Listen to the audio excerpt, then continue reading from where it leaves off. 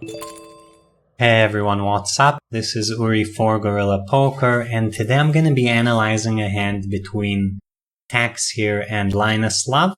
TaxHere his real name is Kevin Paque. Both very well-known, very active high-stakes regulars, and this is going to be a pretty wild one. Hope you guys enjoy it.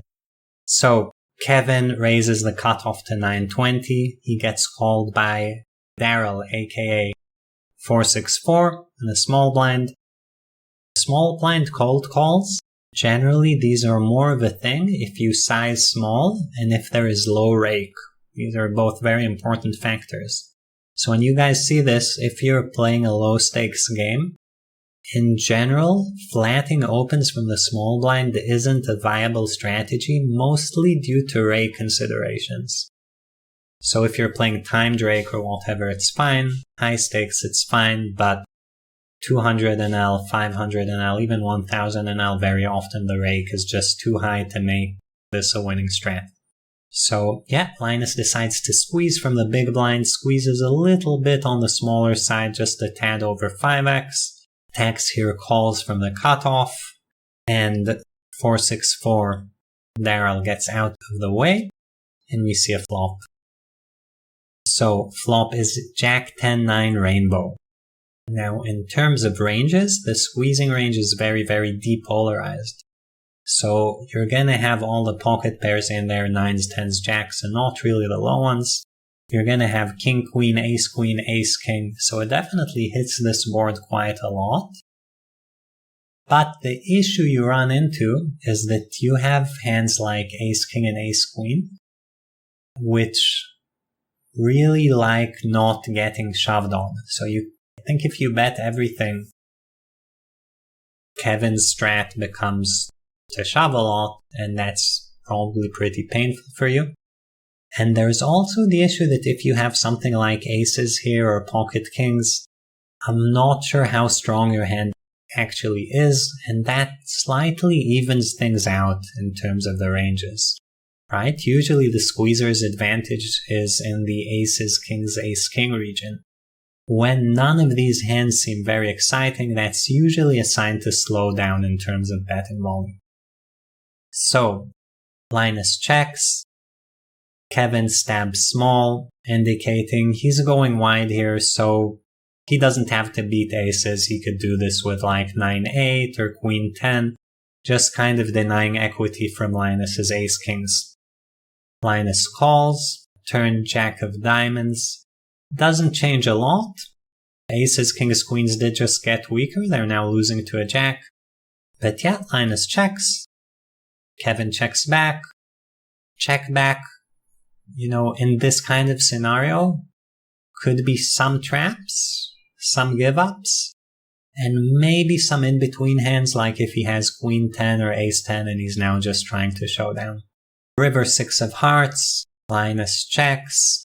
Now, in this spot, you would expect Linus to probably lead out with aces, kings, and queens.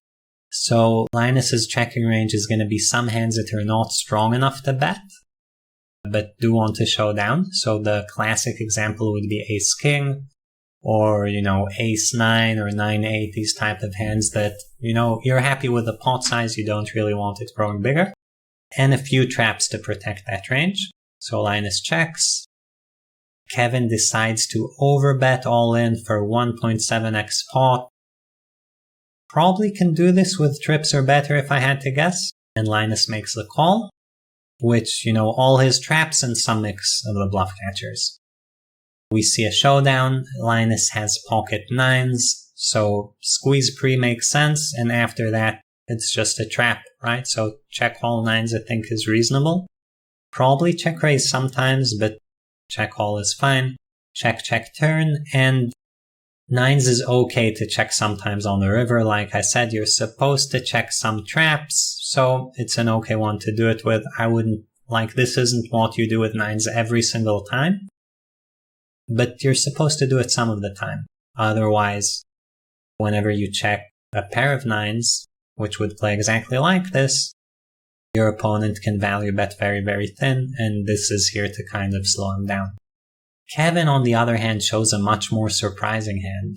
So pocket deuces I think is okay pre-flop, and stabbing flop is probably fine.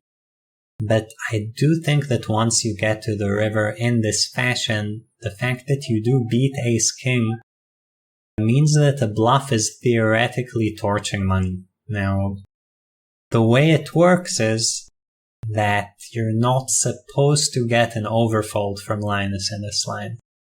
And if you don't get an overfold, that means bluffing with something like deuces will have something between 0 EV or slightly positive EV.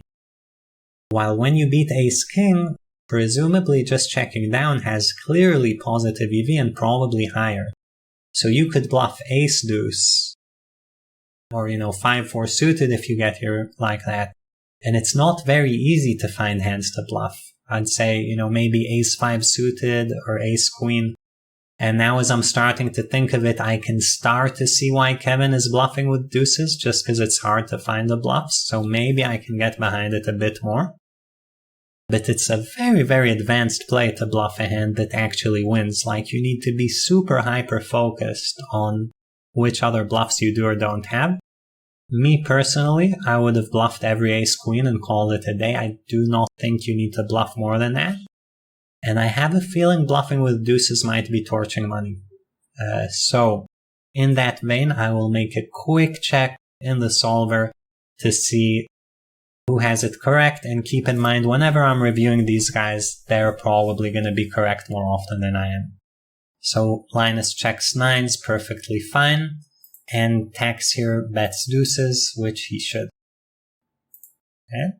I'm running through the early streets quickly, but just to keep in mind, blue is fold, green is call, and all the reddish colors mean bet or raise. So we get the jack of diamonds on the turn, Llinus checks, Kevin checks back deuces, which is perfectly fine, and we get the 6 of hearts on the river.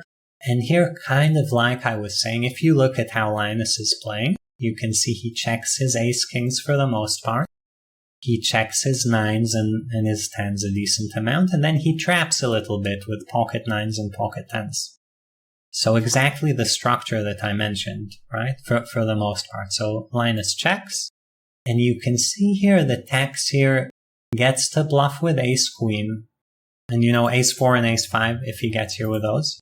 But deuces is exactly the type of mistake I expected, where, sure, shoving is making you like $230, but checking back is making you $475.